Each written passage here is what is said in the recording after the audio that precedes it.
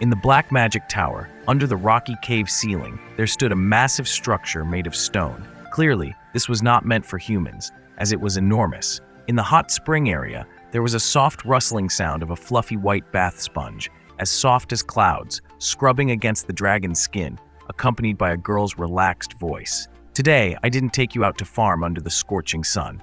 It was a rare day off, so why not leisurely hold this basket of tomato soup and sip it slowly while soaking in the hot water? Just like Dragon Aileen here." The pool here was huge, with steam swirling over the pale blue water. Aileen gulped down the entire basket in one go, feeling refreshed. Drinking red locust tomato soup while bathing is just amazing.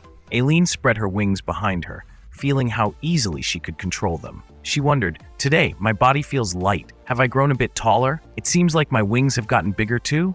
Thinking about her rapid growth, but still feeling it wasn't enough, the dragon leaned over the edge of the bath, resting her chin on her hand with a sigh. "I really hope my dragon heart can grow stronger and mature soon. Then I can leave this administrator area." Just thinking about it made Aileen's large tail sway excitedly back and forth. Lately, she could only fly short distances, always circling the management tower. The thought of soaring grandly under the blue moonlight made Aileen's face flush red. Hiding her face in her hands, she squirmed with joy, thinking, "Ha ha! If I show Park Sejun my polymorphed appearance, he'll definitely fall flat on his back out of shock." As soon as she mentioned the farmer's name, the orb lit up with a faint humming sound like a phone vibrating. Aileen glanced towards it, remembering that a few days ago, Sejun had mentioned checking the apple tree's ability today, right? The dragon grabbed the towel in her hand and walked toward the orb, still dripping wet, without bothering to dry off. He had mentioned something about the flame of friendship, right? Maybe I should go take a look? She was feeling quite cheerful when suddenly a sharp pain pierced through her heart. Aileen gasped, unable to scream before her dragon form collapsed onto the ground with a deafening thud. She writhed on the floor, sweating profusely. "My body. It hurts. My dragon heart. It hurts. It hurts so much." Aileen felt the agony consuming her body, as if she was on the brink of passing out. "I can't faint like this," she thought, trying to crawl forward, whimpering softly. "Help! Help me!" Her breathing grew labored, and her body became so heavy that she could barely move forward. Her trembling dragon arm reached out toward the glowing orb, but she couldn't quite reach it. In her mind, only one name echoed, Park. "Park Sejun," she called out, but he couldn't hear her. Gradually, her vision blurred, the image in front of her becoming hazy. Aileen collapsed, barely 2 meters away from the orb, losing consciousness before she could touch it. She lay there for a few seconds before the orb suddenly flashed wildly, emitting continuous ringing sounds like an old-fashioned phone. The system panel displayed an urgent message. The tower manager's life is in danger. The Black Tower's emergency system had been activated. The system was now requesting assistance from the last person to contact the tower's administrator, and the image of that person appeared in the orb. Park Sejun, still unaware of the dragon's plight, was sitting and laughing with some kids on the farm. It was a cheerful day in the prehistoric field, as the bees were busier than usual today. The queen bee hovered above, ordering them to gather as much nectar as possible from the golden cherry tomato field, since more nectar was needed for a new item. The buzzing of the bees was soothing to the ears, and once each bee had collected enough nectar, they followed the queen's lead, forming it into a thick block and trying to shape it into a small square. Very quickly, one of the bees managed to make one. They proudly showed their tiny jelly blocks to the queen bee, while the ones who hadn't learned yet gathered around to watch how it was done. It seemed like each one had to make a block of jelly by themselves. On the bustling and cheerful field, the bees worked happily, occasionally flying around Papa Rabbit to show him what they were doing. The system panel appeared in front of Sejun, detailing his special job skill, Beekeeping Level 4, with the following features. Having a beehive that can use beekeeping skills, a slight increase in the working range of the bees, a slight increase in the queen bee's egg-laying speed, a slight increase in the bee's honey collection speed, a slight increase in honey quantity, and a slight increase in pollination rate. Since the system notification, there were now some new lines added. You can produce special honey jelly with unique effects. Currently, honey jelly can only be made using nectar and pollen collected from a single type of flower. The current number of beehives is 3 out of 4. Sejun read the new lines over and over, muttering to himself, "Honey jelly! The bees ahead were spreading out all over the cherry tomato field, while the black rabbit lay down with its legs crossed, taking a cozy nap next to the rock where Sejun sat. He was both amused and contemplative about the effects of the honey jelly, thinking, could it enhance talents? Previously, Sejun knew that, generally speaking, it was very difficult for an ordinary hunter to awaken their talents. But honing that talent and developing it to a higher level was an entirely different matter. As for Sejun himself, he knew that for people like him, those who didn't even have a simple talent, it required enduring extreme hardship and persistence over a long period to accomplish anything. And to become true craftsmen, you couldn't just solve it through sheer effort alone. Sejun understood why one's talent in the tower was so crucial. But here, the system was saying he could enhance his talent just by eating honey jelly. He crossed his arms, deep in thought, finding it hard to believe. As expected, this black tower is full of surprises. Kwang, who had no idea how many bottles of honey he'd downed, looked up after hearing something about honey and jelly from his father and eagerly asked, "Eat what?" Just as Sejun was questioning the effects, the queen bee flew over with a handful of golden blocks. "Master Sejun, the honey jelly is complete." Kwang, seeing the wobbly jelly, burst into excitement. His expression matched Sejun's perfectly. The queen bee handed over so much jelly that the farmer had to use his straw hat to hold it. Nearly a dozen blocks were placed inside, making Sejun exclaim, "Wow, so much!" At his feet, Kwang's mouth was already drooling, and he eagerly called out, "Dad, that smells so sweet. I want to eat it." Sejun lifted the straw hat high to let the second-generation queen bee drop a large batch she was carrying, while shaking his head at Kwang. "No, son. Call the rabbit brothers over here. We'll all eat together." Of course, the little bear agreed right away, standing up quickly and shouting, "I'll be right back. Don't eat without us." The little bear ran off on all fours to gather the rabbit siblings, while the queen bee chuckled at his antics without him slowing down one bit. While waiting for Kwang to return, the queen bee would take the opportunity to make some more honey jelly. Sejun agreed. "I'll check the status of the honey jelly in the status window." The system recorded the full name of the item as Poison Honey Bees Cherry Tomato Honey. The pollen and nectar from magical cherry tomatoes had absorbed many nutrients from the tower, which were skillfully processed by the poison bees through their unique method. This created honey with a delicate aroma and flavor. The sweetness was maximized by concentrating the honey. When consumed, mana-related talents are slightly enhanced. Producer, Tower Farmer Park Sejun. Grade C, shelf life 1 year. Sejun gaped, astonished. "I can't believe this stuff can enhance mana-related talents. Is it because the jelly is made from magical cherry tomatoes?" The black rabbit jumped onto the rock, clinging to Sejun's hand to peek at the contents inside the straw hat, while Sejun sighed deeply. "But I don't have any mana-related talents, so eating this won't enhance anything. A bit disappointing. If we made jelly from the flowers of other crops, could those jellies enhance talents unrelated to mana?" Just then, Kwang ran up excitedly.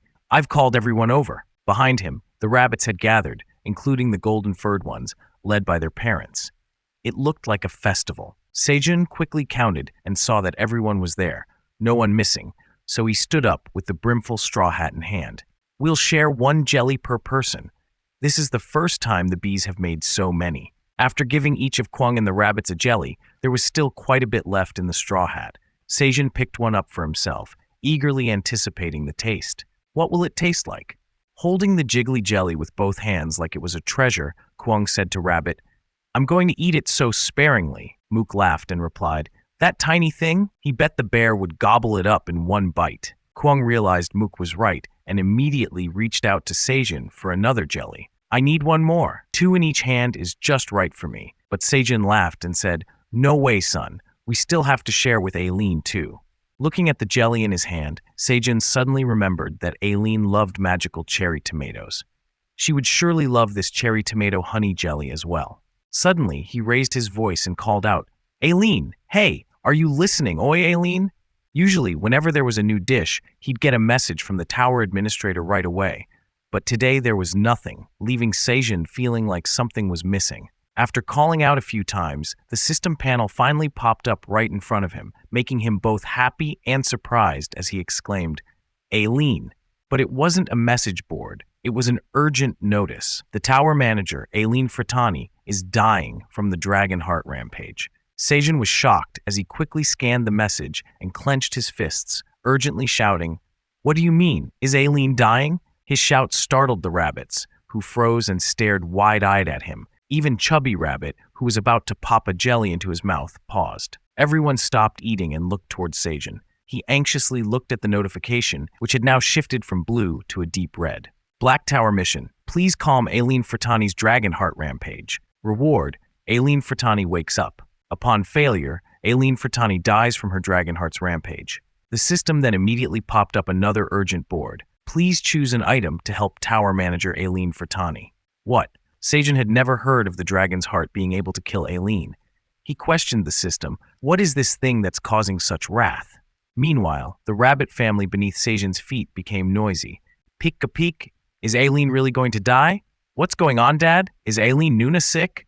The system displayed small windows answering Sejun's questions, explaining that the reason for the Dragon Heart rampage was that Aileen had absorbed an overwhelming amount of mana that her hardened Dragon Heart couldn't handle.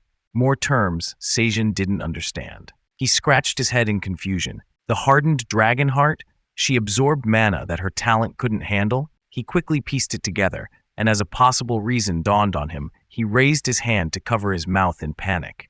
Don't tell me. Is it because of the food I've been giving her all this time? Sejun's face turned pale as he became increasingly certain that it was all his fault. It hit him so hard that he collapsed onto the rock below, muttering, "No, no, Aileen." His distress terrified the rabbits and Quang, who quickly gathered around to ask what was wrong. Sejun, at that moment, could only turn to the system board for help. He yelled at it, "Status window. What should I do? How do I save Aileen?" The system displayed 3 large dots, as if speechless, then brought up the same panel again, making Sejun fall silent.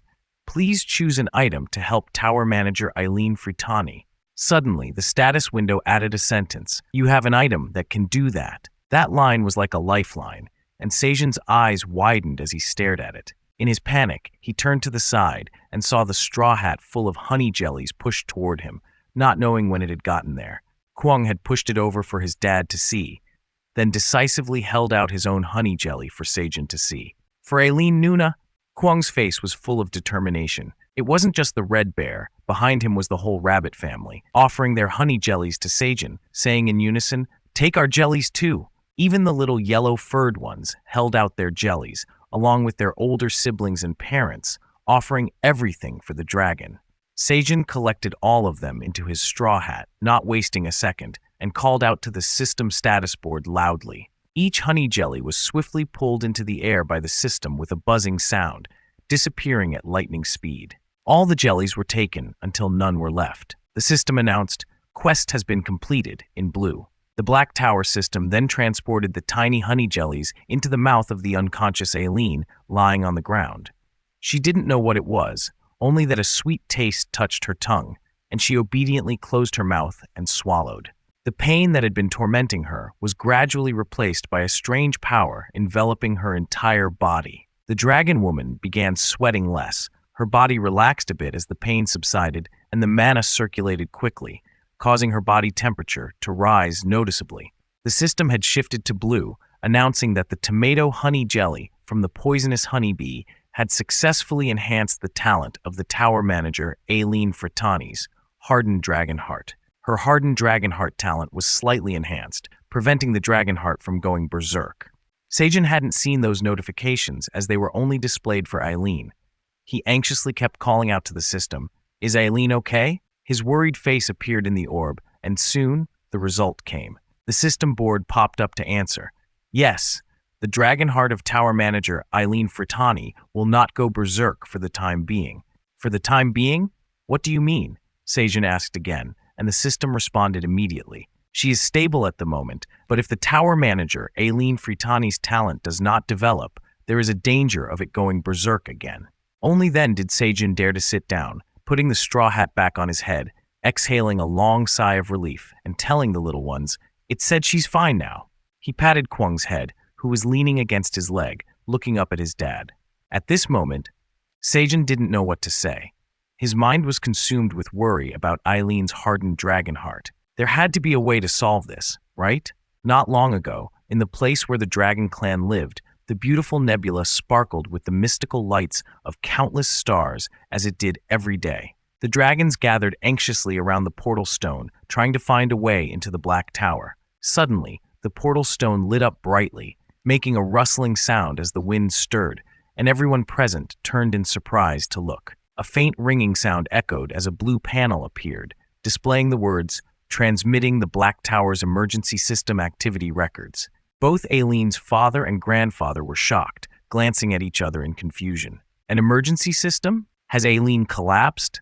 Father, was there a call for help from the tower? But the portal hasn't been activated? Aileen's grandfather looked at the stone and quietly replied, "There wasn't any call for me. The system was designed so that if Aileen contacts you or me in a critical situation, an emergency portal would open. Aileen always calls for me by going to the tower management area of the Black Tower. We've managed her outburst before, but if someone else had been called, the portal wouldn't open due to security issues with the Black Tower." Damn it! Aileen's father reached toward the stone, but then remembered, if the records were being transferred, it meant the outburst had already ended. System. Right in front of the teleportation stone, several overlapping information panels appeared, documenting the entire process of Aileen's outburst from start to finish. Aileen's father, relieved, realized she's still alive. Although there was an outburst, her condition is much better than before. Even the mana supply of her dragon's heart shows a stable chart. Not hearing anything from his father, he turned around. Normally, his grandfather was very concerned about Aileen's health, so he should be thrilled to see this news, right? To his shock, his grandfather suddenly went into a rage, 3 bloodshot eyes flaring as his dragon claws extended, his hair flying wildly like Medusa's. The mana around him surged, startling Aileen's father.